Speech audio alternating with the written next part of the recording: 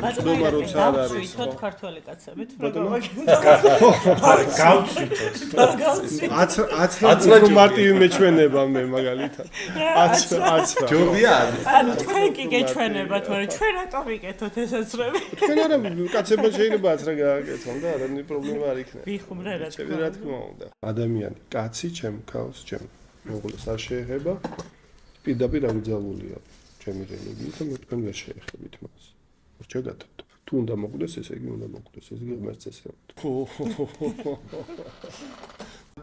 ფაქტიურად რომ ჩამოვედი მე შემიძლია ვთქვა რომ 20 წელიწადში ამ პერიოდში მეც მოწმე ვარ ამის და ალბათ თქვენს როგორ სწრაფად განვითარდა ზოგადად მედიცინა საქართველოში საკმაოდ კარგად რეგიონები პაპტესტმა გაანახევრა ეს დაავადება და არაფერი უმარტივესი რაღაცა ცნობიერებაც ამაყდა კი რა თქმა უნდა ეს ამაყდა და აი პირველი სტადია ან ნულოვანი სტადია ეს ფაქტიურად 100%-იანი გადარჩენადობა სულ ტრიალებს ეს მზე არ ჩადის ჰორიზონტთან აივლის ელიფსს აკეთებს იმიტომ რომ კოლოსალური დათვი იყო აი ვერ დავიჯერეთ რომ ამ ხელა დათვი შეიძლება საქართველოში გვენახოს მე როცა შორიდან იყო თქვენზე მაღალი იყო ბატონო გაცილებით ყველაზე ცუდად რა გამოგდით მაგრამ მაინც რო არ ეშვებით ტყუილი და მაინც არ ეშვებით მე გაჩერდით არ აკეთებთ ოპერაციას რა ხდება არა ქალი მომიყვანოთ ექიმია უცბად ქალი მჭირდება თქვენ თუ იტყუებით ღმერთი დაგჯით მეთქი არასოდეს დამჯით რომ მე სულ სიმართლეა მეთქი ამას მე რაც გეუბნები ეს ის არის რაც არის გაიწია და შევედი თათა ძალიან თუ გითხოთ მოგესალმებით პირველი სამედიცინო პოდკასტიდან ჩვენი ძალიან საინტერესო სტუმრების სია გრძელდება ბატონი ირაკლი თოდუათი და ძალიან მიხარია რომ ჩვენთან ერთად მოგესალმებით მადლობთ დაპატიჟებისთვის ძალიან საინტერესო ფორმატში პირიქით დიდი მადლობა თქვენ და სახალისო შესავლისთვის კადრის მიღმა რომელიც დარჩა პოდკასტებამდე უკვე ისე ერთობით ხოლმე რომ მე ვაჩვენებ სტუმრებს რომ არა იქ მოყევი და დაუსრულებელი ისტორიები თათა ახალი წესებია ახალი წესები რეგალია უნდა წავიკითხო იმიტომ რომ იმდენ ამას მოიცავს ბატონი ირაკლის საქმიანობა ესე იგი გინეკოლოგი ონკოქირურგი მედიცინის დოქტორი გინეკოლოგიური ონკოლოგიური ევროპის საზოგადოების არჩეული ექსპერტი კი ბატონო სრულიად კი ბატონო სამსები საკმარისზე მეტიც მე მგონი ბატონო ირაკლი ჩვენ გვაქვს ესეთი ჩამოყალიბებული ტრადიციული კითხვა რომელსაც პირველად ვეკითხებით მოკლედ ჩვენ სტუმრებს ვაგროვებთ მოკლედ მე და თათა იკითხება როგორც წესი და ტრადიციულად არ დავარღვევ ტრადიციას ბრძანეთ რატომ აირჩიეთ ექიმობა და კონკრეტულად ის მიმართულება რა მიმართულებითაც ახლა ხართ რა მოახდინა მთავარი გავლენა თქვენ კი ბატონო ნუ იცით როგორ არის ალბათ ეს არის ეტაპობრივი პროცესი არ არის ერთი რაღაც გადაწყვეტილება აი გავიღვიძე ერთხელ და გადავწყვიტე რომ ექიმი უნდა ვიყო მამან დაიკავა მთელი ეტაპები ჩემს ცხოვრებაში მომწიფება არ ვიცი რაღაცა სადღაც ბედიც იყო სადღაც ჩანაფიქრიც იყო სადღაც რა ვიცი რაღაც ანუ ოჯახური ტრადიცია არ ყოფილა კი იყო აიქიდან დავიწყოთ იმიტომ რომ ბებია ბაბუა დედა ექიმებია და ვიზრდებოდი ასე ვთქვათ ექიმების ოჯახში ასე რომ უკვე აქედან დავიწყოთ უკვე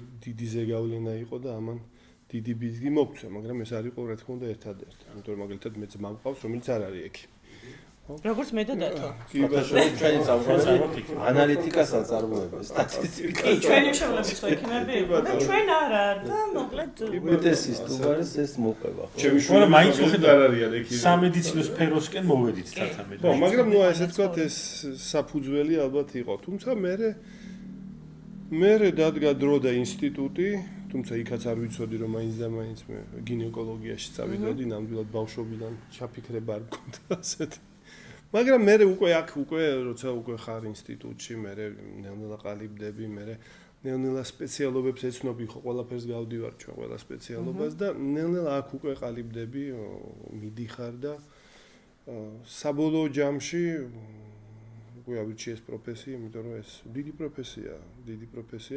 დავინახე უკვე საუბრობდი როცა უკვე ვიყავი გავიარე სპეციალიზაცია შემხვდა ისეთი პედაგოგები პროფესორები რომლის შემხედვარი მე გადავწყვიტე მე ამ პროფესიაში მისულიყავი, ანუ ეს უკვე დაგვირგვინება. როგორი იყო თქვენი განათლების გზა? ანუ ეხლა ისაუბრეთ პროფესორები. კი ბატონო, საიდან დაიწყეთ, როგორ გაგრძელდა და მარტივი წლები იყო ბატონო, ეგეც საინტერესოა. მე ესე იგი დავამთავრე 95-ში. კი ბატონო, რთული პერიოდი. ანუ ეს ის პერიოდია, როცა ფაქტიურად მედიცინა სულ ღაფავდა საქართველოში, არ ვიცი მოესწარი თუ რა თქვენ ამ პერიოდს მაშინ. მაგრამ ეს მართლაც იყო კატასტროფა, იმიტომ რომ ფაქტიურად ყველა ის დიდი კლინიკა, დიდი ასე ვთქვათ ცენტრი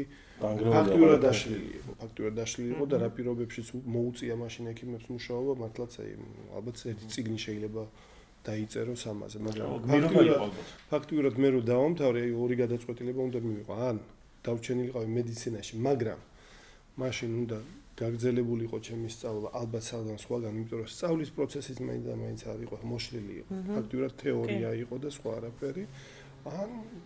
ან უნდა წავსულიყავი პროფესიიდან, რაც პრინციპში ძალიან ბევრმა გააკეთა ჩემმა კურსელმა, ჯგუფელმა. მაგალითად კალათბურთში. კალათბურთში ან სხვა პროფესიაში უბრალოდ ბიზნესში ხო? მათ შორის ახლა მაშინაც მოგეხსენებათ ისეთი ის იყო სიტუაცია, როცა სხვანაირი იყო ბიზნესში შეიძლება და ფეხის მოგიდება და ასე შემდეგ.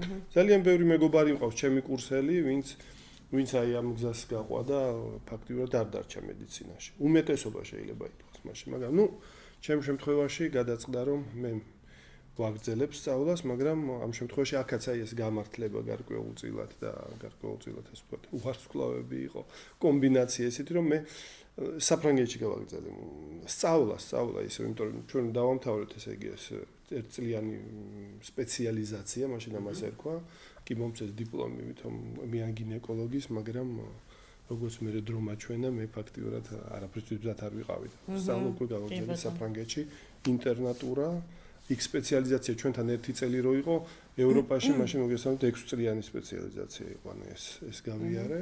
საკმაოდ რთული იქნებოდა მაშინ აი ალბათ საფრანგეთში მოხვედრა და საკმაოდ და გარკვეულად აქ იყო იცით როგორ აი ესე მოხდა რომ აქაც აი საფრანგეთის საელჩომ გამოაცხადა კონკურსი სტიპენდიაზე იყო ესეთი დაწესებულება საფრანგეთის კოლეჯი რომელიც აცხადებდა სტიპენდიას და საერთოდ სოფლიოში ყველგან აი საქართველოს პირველად მოხდა მაშინ ამ სიაში როცა გამოაცხადეს ესე იგი ქართველების წაყვანაზე ერთ ქართველზე ერთი ადგილი იყო გამოყოფილი წელიწადში ერთი იყო მაშინ დაიწყო აი პირველად საქართველოს მაშინ მოხდა ამ სიაში და გამოაცხადეს კონკურსი გამოცდები პატარა რომელიც გავიარე ჩავაბარე და აი ესე მოხდი პირველი 2 წელიწადი მე მქონდა სტიპენდია თქვენ იყავით ის ერთი პირველი ქართველი ვიყავი იქ მე წამოვიდა კიდე ძალიან დიდი ნაკადი არასოდეს არ ყოფილა მაგრამ პირველი ქართველი ასე ვთქვათ მე ვიყავი მე წამოვიდა კიდე ქართველი ალბათ ბევრი არ იქნებოდა მაშინ სადამ გაიგებდნენ სადაღაც მე რაღაც რო გაირკვა ეს ამბავი კი წამოვიდა რა ეს რომელი უნივერსიტეტი არის საფრანგეთში საფრანგეთში ეს არის რენე დეკარტის ანუ პარი 6-ია რენე დეკარტის უნივერსიტეტია ის აცხადებდა მაგის ბაზაზე იყო ეს ყველაფერი კოლეჯი აფინანსებდა თუმცა ეს არ იყო იქ უკვე ეს იყო ინტერნატურა ანუ ფაქტიურად ექიმი ხარ უმცროსი ექიმი მაგრამ უმცროსი ექიმი აკეთებს უამრავ ყველა ფაქტიურად აქ კი არ იყო ჩვენ ვიდექით და რაღაც ზოგჯერ ნახავდით მაქსიმუმ გეყურებიათ ალბათ მაქსიმუმ ეს იყო და იქ უკვე იყო პრაქტიკული მუშაობა რომლისთვის მე მზად არ ვიყავი პირველი რამდენიმე თვე ესეც იყო ერთგვარი შოკი კულტურული და ასე შემდეგ მომიწია ძალიან ბევრი მუშაობა ძალიან ბევრი მომზადება და ფაქტიურად მე უნდა დავდექი ამ ლიანდარზე და წავიდა საქმე. რამდენი ხანი იყავით? ფაქტიურად 10 წელი, იმიტომ რომ ის რომ მოვრჩი იმ სპეციალიზაციას, მე უკვე დავჭი და უკვე როგორც ექიმი მუშაობდი იქ საფრანგეთში. ძალიან დიდი პრაქტიკა და ძალიან დიდი ბაზა იყო, ძალიან საინტერესო და მე რომ დავბრუნდი ეს 2005-ის ბოლო იყო უკვე, რომ დავბრუნდი უკან. ფაქტიურად აქაც იწყებოდა ახალი ცვლილებები, ახალი ქვეყანა დახვდა.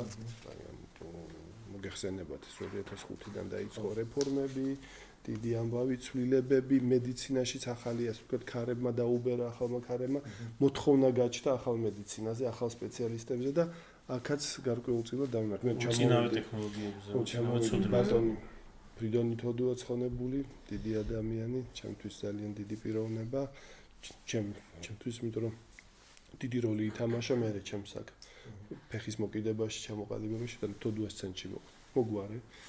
სადაც ჩემი ასე ვთქვათ, ახლო ნათესავი ნამდვილად არ იყო, მაგრამ ფაქტიურად აი სადაც გავიცანი ბატონი რატო. კი ბატონო.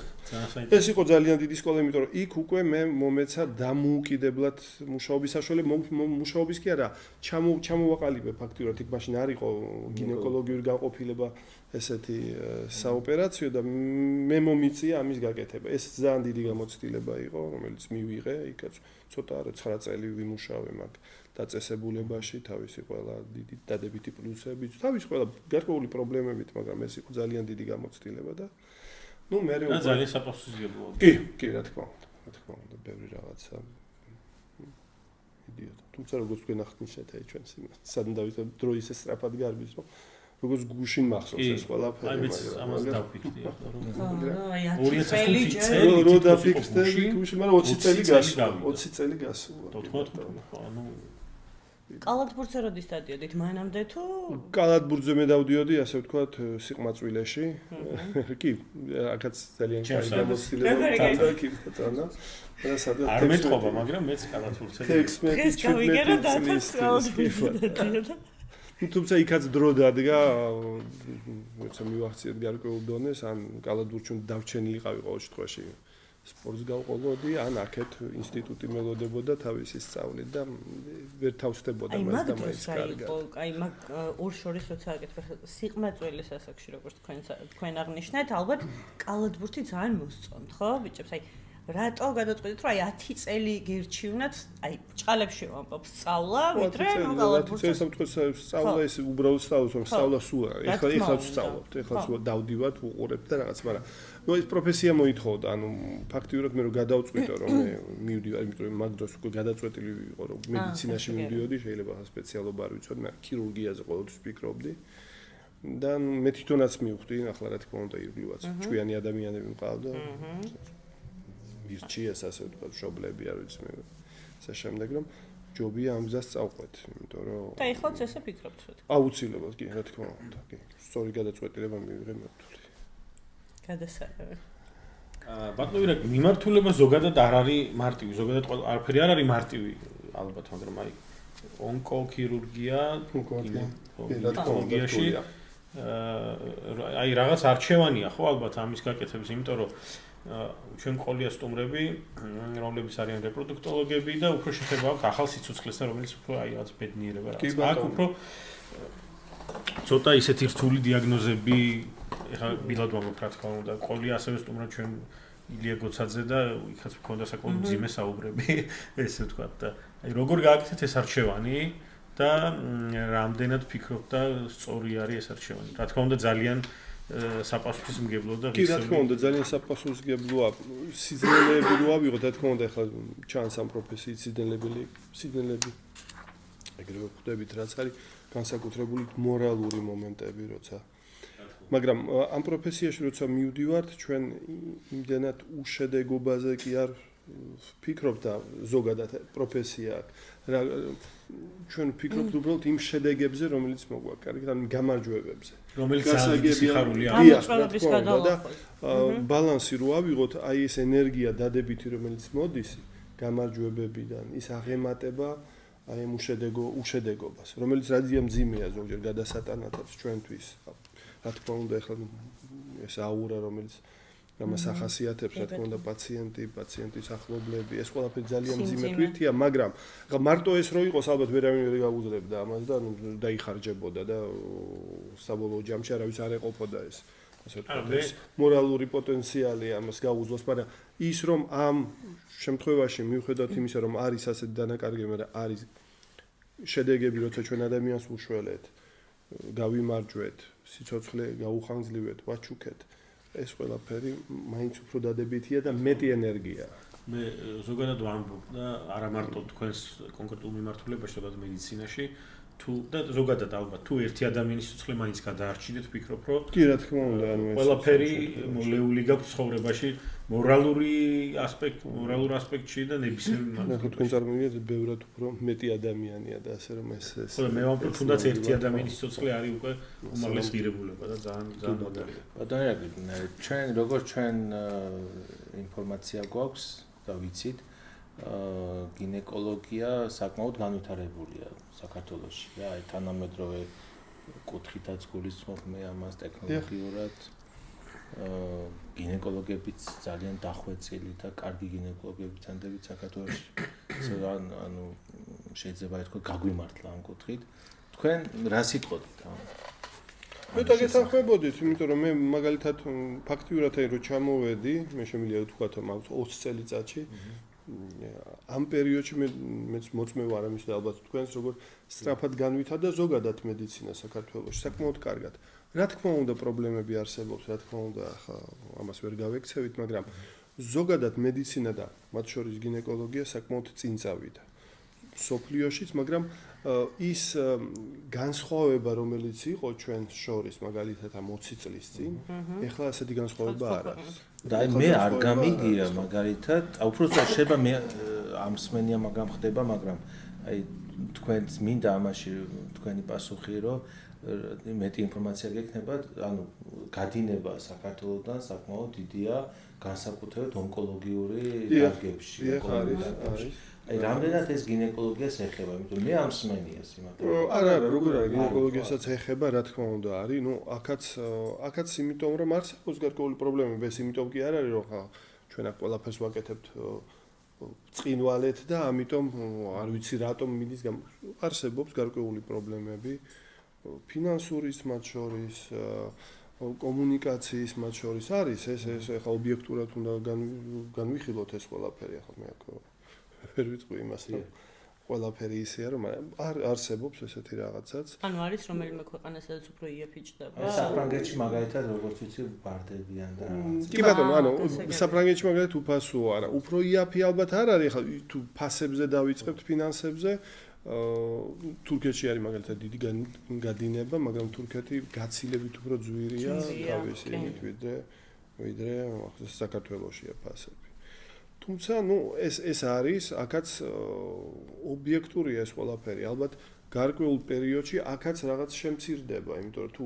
მედიცინა საქართველოში გააგრძელებს განვითარებას თუ წამოვა ახალი პლიადა მომზადებული ექიმების ეს მოთხოვნაც ნელ-ნელა წამოვა შემცირდება ყოველთვის აი დღეს როგორ ხდება თქვა თქვენთან აკუმულირებული ცოდნის გაზიარება ახალ თაობასთან თუ გაქვთ რაიმე პრაქტიკა ლექციას ხომ არ კითხულობთ? იცით როგორია, მე პირადად ამ წუთას არა ვარ პედაგოგიკით დაკავებული, ან ის ოფიციალური პედაგოგი, სადმე ლექციებს კითხულობდი და რაღაცა.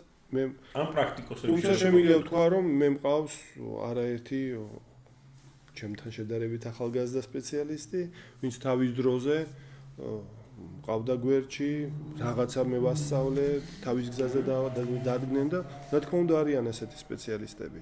ყოველთვის მზად ვართ აი ესეთ ახალგაზრდებში.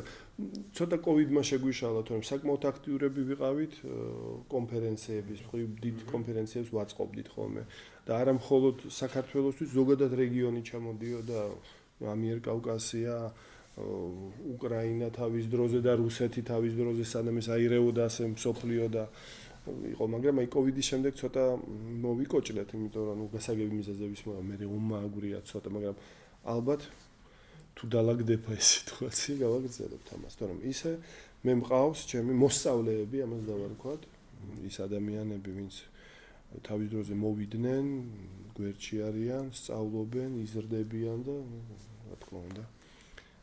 ბატონო ირაკლი. ოქროს თავზე რო დაიჭიროთ. რა სამსურველს ხინატრებდით? რომელიც ზუსტად იცით რომ აგიხდება? მასშტაბური თუ არა, თუ პირადი სურვილი. არ ხარ შეზღუდული. არ ვარ შეზღუდული. ძალიან რთული, ძალიან ყველაფერს ასრულებს. ალბათ. ახლა მე ისიც არ მინდა თუ საკუთარ ოცნებებზე უტოპიებში გადავარდე, თორემ მან მოითხოვოს რუკა მოიტანე უკან, რო გიყვარს.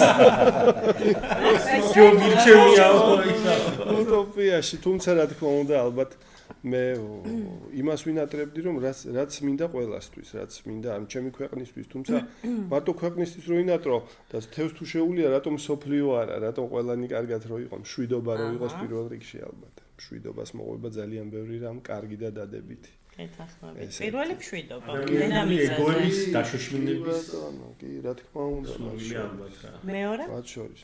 მეორეს მშვიდობას ალბათ უნდა მოყვეს სიყვარული.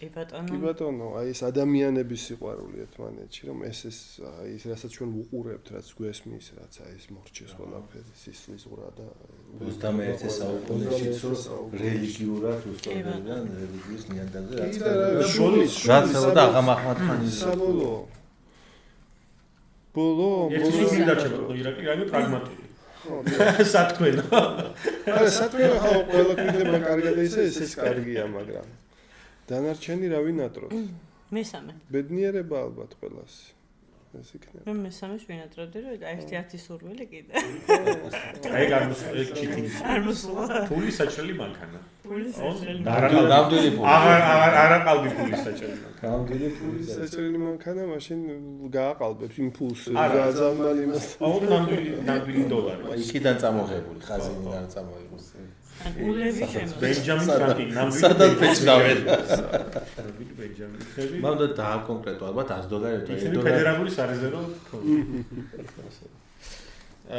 რა როლი აქვს დაუბრუნდები ცოტა პროფესიონალებს რა როლი აქვს მე აღურებ ხოლმე ხო დღეში ნამდვილი ადრეულ დიაგნოსტირებას თქვენს პროფესიაში უდიდესი შეიძლება ცოტა რიტორიკული არის ეს კითხვა, მაგრამ ჩვენგან მოვისმინო ეს საზოგადოება და ტექნოლოგიებს ამ უდიდესი და ჩვენ ამ გზით მივდივართ ეს არის ძალიან მნიშვნელოვანი რამ. ნაადრევი დიაგნოსტიკა ან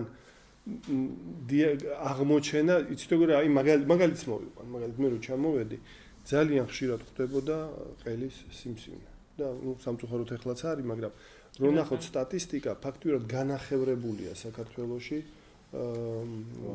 ეს დიაგნოზი. რატომ? იმიტომ რომ შემოვიდა ძალიან ფართედ და უფრო ვრცელდება, ჯერ კიდე არა სათანადოდ, იმიტომ რომ რეგიონები პაპტესტმა გაანახევრა ეს დაავადება და არაფერი უმარტივესი რაღაცა. ცნობიერებაც ამაყო. კი, რა თქმა უნდა, ეს ამაღლდა და აი პაპტესტის უმარტივესია და აი ამით წინასწარ რამდენიმე წლით ადრე შეგვიძლია დავიჭიროთ ის, რომ აქ იწყებს განვითარებას პროცესი, რომელიც ბოლოს კიბომდე მიგვიყვანს. ანუ აი ესე იგი, აი ეს ჩვეულები მარტივი დიაგნოზი გვაძლევს საშუალებას თავიდან ავიცილოთ ეს დიდი დაავადება. ან წინასწარ ვნახოთ უმარტივესი პატარა ოპერაცია ეკეთება კოლონიზაცია და ასე შემდეგ. ბევრი რამ ამაზეა დამოკიდებული, ანუ სკრინინგ მეთოდი. სკრინინგი ნიშნავს იმას, რომ ჩვენ საზოგადოების ფართე პოპულაციას ვიღებთ ყველას და ვატარებთ მასში ამ გამოკვლევებს და ვხედავთ მე ამ შემთხვევაში აი ამ პრობლემას.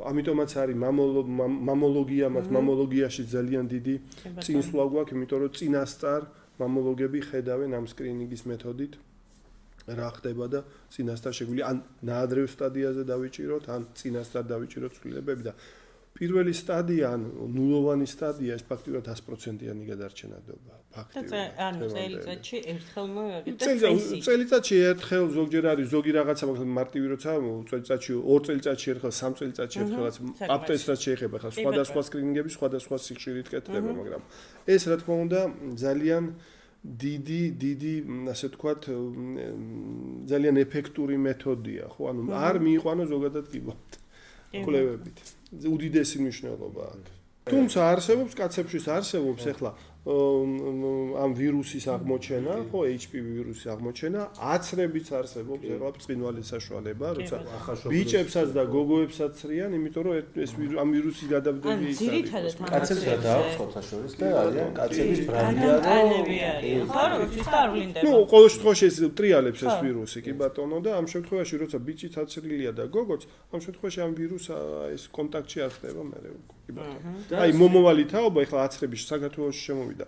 ჩვენი შვილები, ხო, ვისაც ვინც მე მაგალითად მომხრე ვარ აბსოლუტური ამის.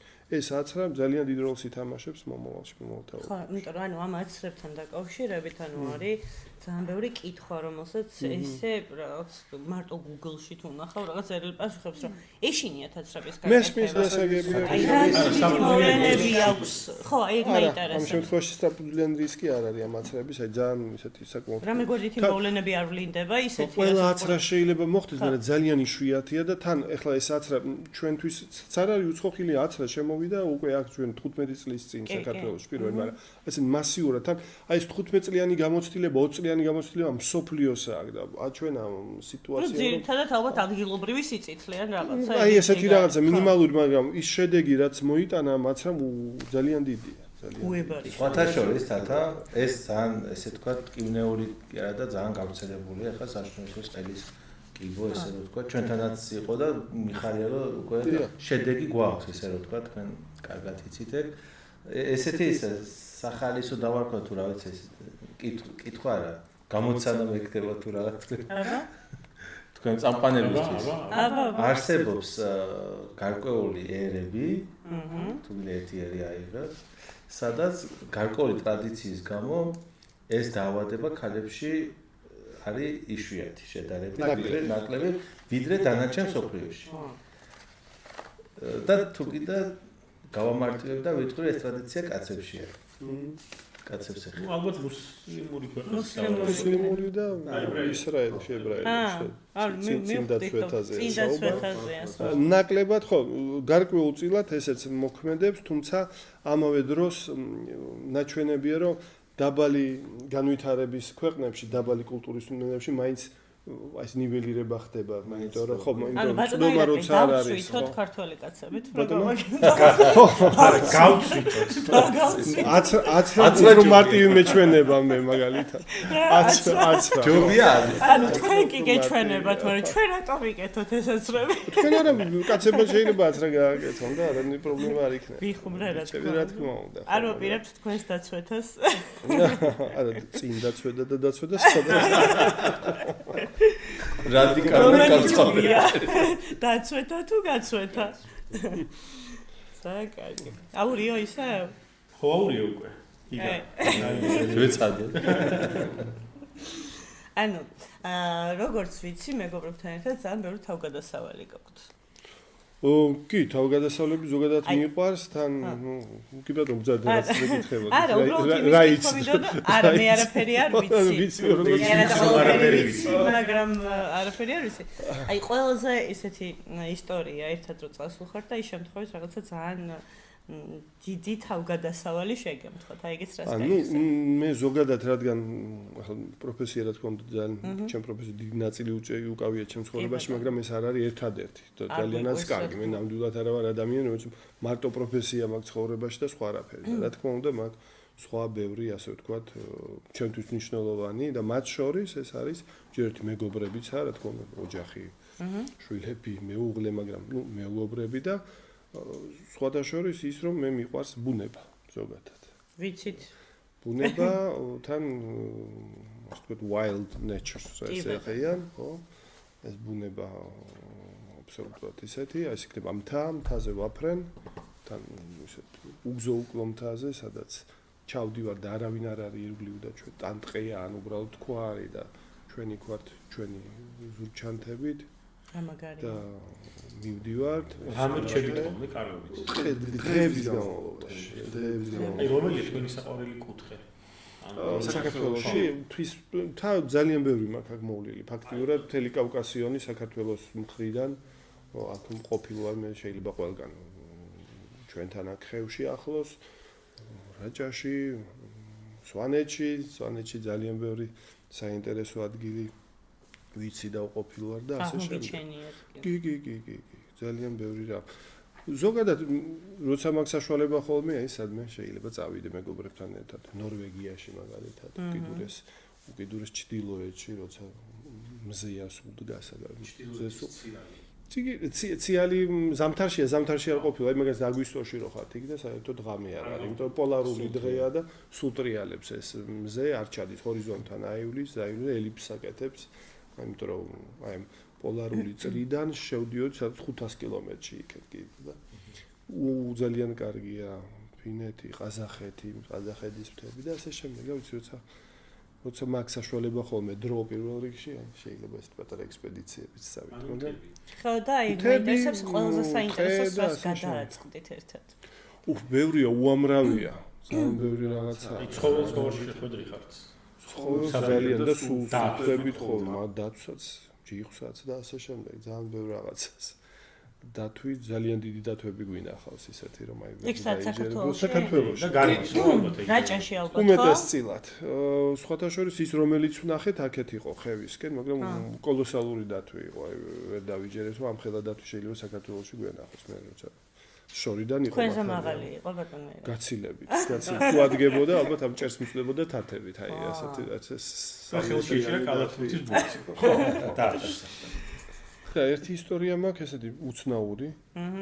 თუმცა საინტერესო. არ ეხება ბუნებას და არც ნადირობას, მაგრამ პროფესიას, იმიტომ რომ ეს მოგიყვებით. საფრანგეთში როცა ვიყავი ჯერ კიდე, მაშინ უკვე ბოლო წლები 2005 წელია. ანუ უკვე მე ვიცი რომ უკვე ჩამოდივარ საქართველოში, ვემზადებით, რამდენიმე თვე დამრჩა და აი ფაქტიურად ჩემოდნებს რომ ვალაგებთ ესეთ პერიოდში ვართ. ერთ-ერთი ჩემი ბოლო მორიგეობაა, იმიტომ რომ იქ მორიგეობაა და მოგეხსენებათ ის პროფესია ძალიან მრავალმხრივია, საფრანგეთში ადამიანი ვინც არის მიან გინეკოლოგი ყველაფერს აკეთებს. მიანობითაც არის დაკავშირებული გინეკოლოგიით, მე მაგალითად რომ მუშაობდი შემეძლო დღისით მე მუშავა გამეკეთებინა ოპერაციები სხვადასხვა დაწყებული საშუალოსნო და საღამოთი რჩებოდი და უკვე იქ მიანი ვიყავი ასე ვთქვათ. ხო და ხოდა ნუ მე ბრიგადის უფროსი ვიყავი მაგ დროს.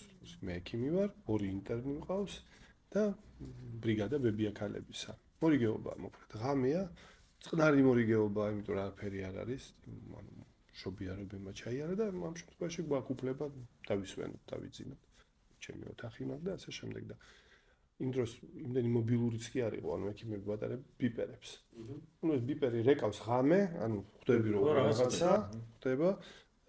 ბიპერით ესე იგი ხედავ რომ კომუტატორი მირეკავს, ანუ გარეთ აზარი შემოდის, მივხვდი რომ რაღაც პირებს მაკავშირებენ და ნუ იქ არის პომპიები ანუ ის მეხანძრეები. იქ ხო მეხანძრეებიც ასრულებენ, ასე ვთქვათ, ზოგჯერ სასწრაფო. მეხანძრეთ ხო არ ეყავით? მეხანძრე არ ვიყავ, მაგრამ მეხანძრეები მირეკავენ. მეუბნებიან რომ ძალიან მძიმე შემთხვევა აქვს, მოყავთ ქალი, უზარმაზარი სისხლის დანაკარგით, გულის გაჩერებაც კი ჰქონდათ მანქანაში და ესე იგი ამ შოკით, ელექტროშოკით საკნეს. ისე დაამუშავეს გული, ამბობენ რომ ეს ქალი არის ესე იგი ორსული. ჩვენგან შორს არ იყო აეროპორტი, შარდეგოლი და იქიდან მოყავთ. ნუ მითხარეს რომ მალე ვიქნებით მოემზადეთ.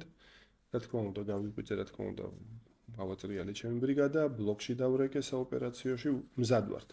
ქვევითაც სადაც უნდა მიიღონ, იქაც გავაფრთხილეთ.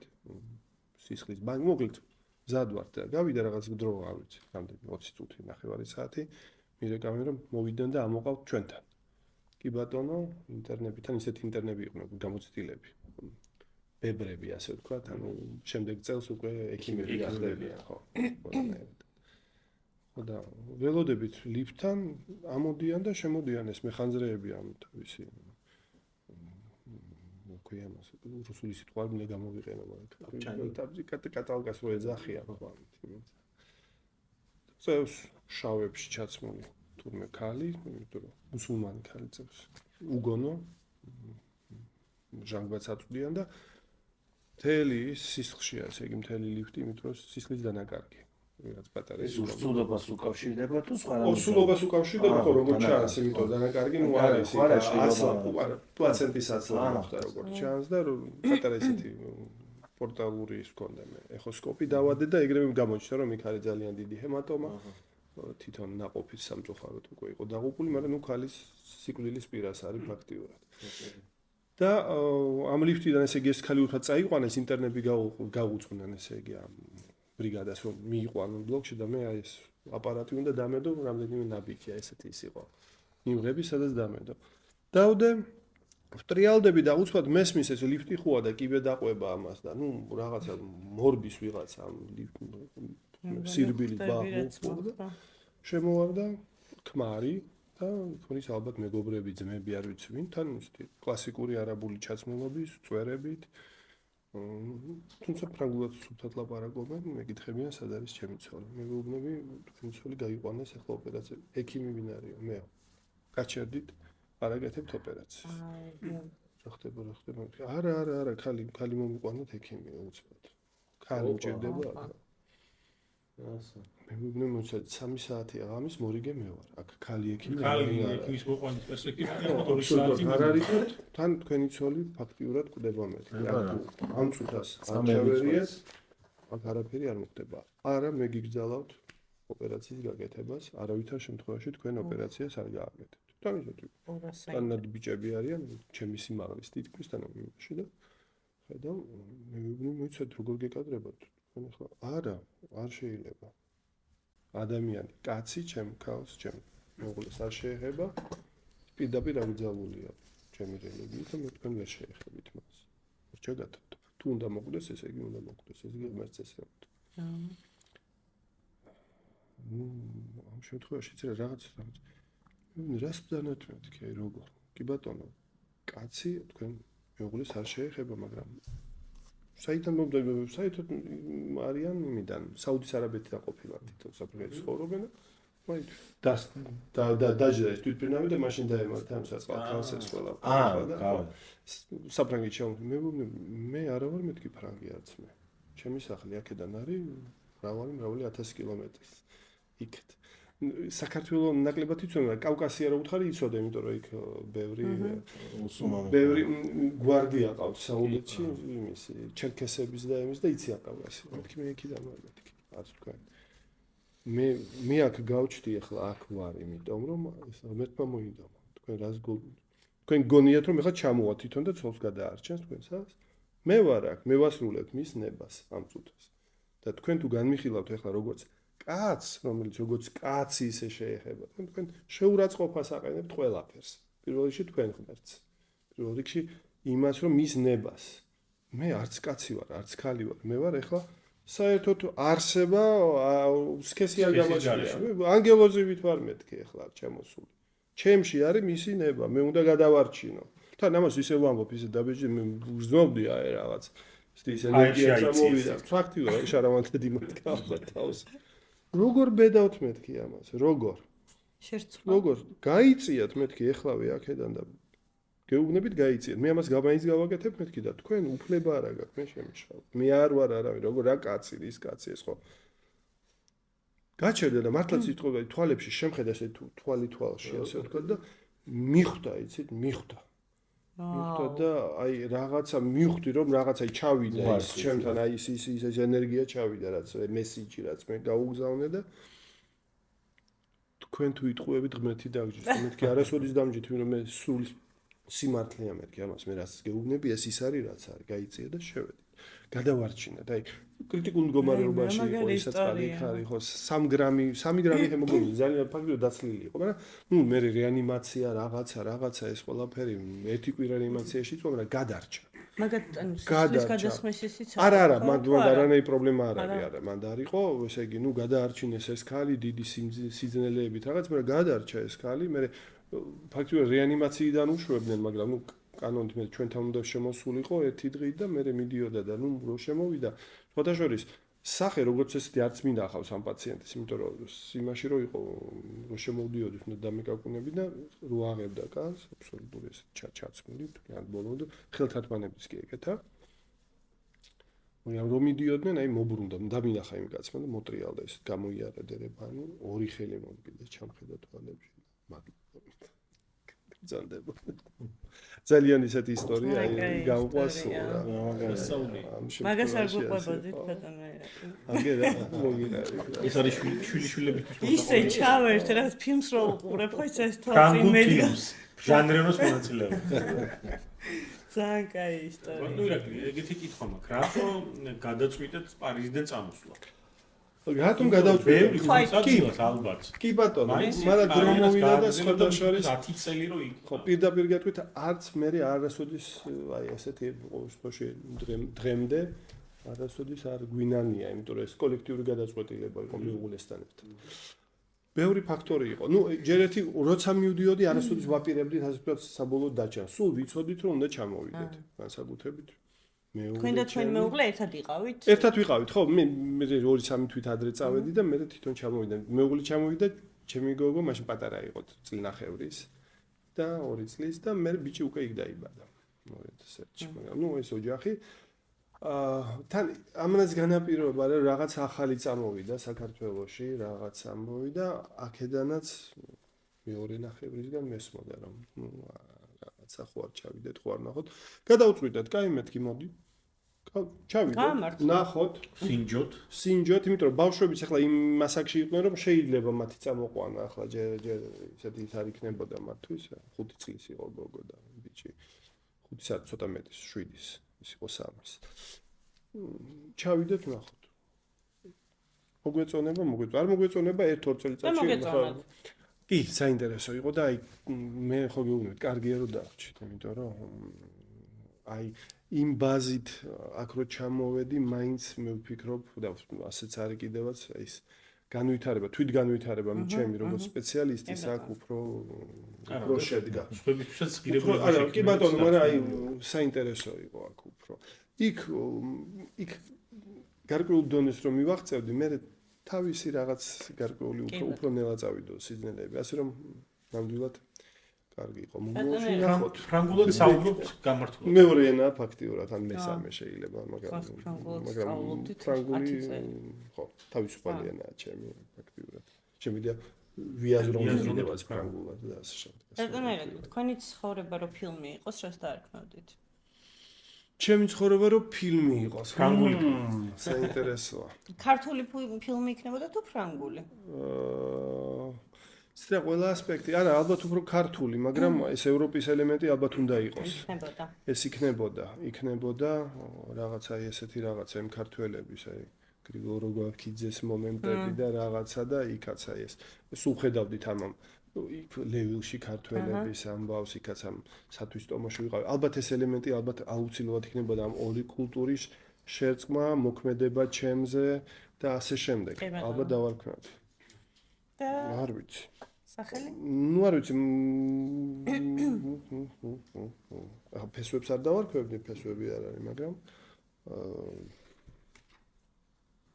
საფიქრალი ამბავია. საფიქრალი ამბავია, კი. საფიქრალი ამბავია. რათა ძალიან შეგითხრათ. შემდეგზე რა შევხვდეთ? კი ბატონო. ხო. არა, არ მინდა ისე ზერეთ გავცე პასუხი, დავფიქრდი, მართლა დავფიქრდი. ძალიან კარგი. შვენიერია. რაღაცაზე რო ვაფიქრებ ადამიანს საგერგია. სუპერგმირი რო იყოთ, რა ძალა გექნებოდათ? სუპერმენი რო ვიყო? სუპერგმირი. სუპერგმირი. გასაგები ამაც უნდა ვარჩიოთ ახლა. ნუ ალბათ ისე ვაქეთ წავიდოდით მედიცინისკენ. ხო? ხელის დადებით მკურნალობა და რაღაცა და ეგეთი რაღაცეები და რაღაცა. ხო. შარავანდები ხო, რაღაცა. ენგონი მაგას აკეთებთ კიდეც. რაღაც დოზით ექიმი მაგას აკეთებს. გავაძლიერებდით. ყველაზე ცუდად რა გამოგდით, მაგრამ მაინც რო არ ეშვებით. ტყუილი. და მაინც არ ეშვებით? არა, მაინც არ ეშვებით, ეს არ ვიცოდი. ნუ ახლა ტყუილი ცუდად გამომდის, აი ეგრევე ხვდებიან, რომ რაღაცა. ხა, ნუ როგორ არის სიტუაცია, როცა არ გინდა ადამიანს აწვინო, ან რაღაცა და ისე თქვენი ასეთ გამართლებულია, მაგ დროს ტყუილი როცა გინდა რომ ადამიანს აწვინო. ხა, გამართლებული რაღაც ყოველთვის არის რაღაცა გამართლება, ხა, ტყუილიც არის და ტყუილიც, ხო, ხა. ან არის რომ სიმართლის არქნა. ხო, ტყუილი არ არის. უბრალოდ არ ამბობს სიმართლეს. ნუ ეგეც ძალიან სადაო თემა ალბათ. ხო, ეს ცუდად გამომდის. ნახევრად. ხო, ცუდად გამომდის, არასაინტერესო საქმე, ცუდად გამომდის. აი რაღაცა რასაც ჭირდება, აი უნდა გადალახო ყველაფერი და ეს რუტინა კი, რუტინა ცუდია ჩემთვის. ვერ ვითარდები, ძალიან მალე, ასე ვთქვათ, მზღუდავს მაჩერებს. ჩემთვის ყოველთვის უნდა იყოს აი რაღაცა საინტერესო ახალი. და ახალი, კი ბატონო. რამენივთი თუ არის ესეთი, რაც სულ დაგაქვთ. სულ დამაქვს? არა ვარ ნიფტზე ესე მიბმული რომ ეს ნიფტი და რაღაც. თევზაო თოთაია. კი, აი რაღაცა თევზაობა, ნადირობა ძალიან. ნადირობა? ნადირობა, სოკოები. ანუ ბუნებაში რომ მიდიხართ, არ ჭირდებათ რაღაც საკვები. ნუ რაღაცა მიგვაქვს, მაგრამ ხშირად არ გვიდება ხოლმე ან მოვიპოვებთ, კი. გასაგებია. ბლიცზე ხوار გადავიდეთ. გადავიდეთ სამბოც. რომელი უფრო გამშვიდებთ, სოკოების ძიებამთაში თუ თევზაობა?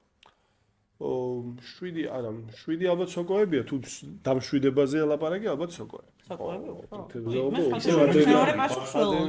არა რომ მკითხო ხა რა გირჩევნია კაი თევზაობა თუ სოკოების კეფერა თუ თევზაობა მირჩევნია მაგრამ ხო სოკო რომელი გიყვართ სოკო საქართველო არის იცით რა აი მე ნელ-ნელა გავერკვია საქართველო არის უნიკალური ადგილი ამას ყველა აღნიშნავს ჩამოდიან კიდევაც ეს თვითონ მიკოლოგები და ფაქტიურად ჩვენ გვაქვს აქ კლონდაიკის სოკოების იმიტომ რომ ძალიან ბევრი ზონა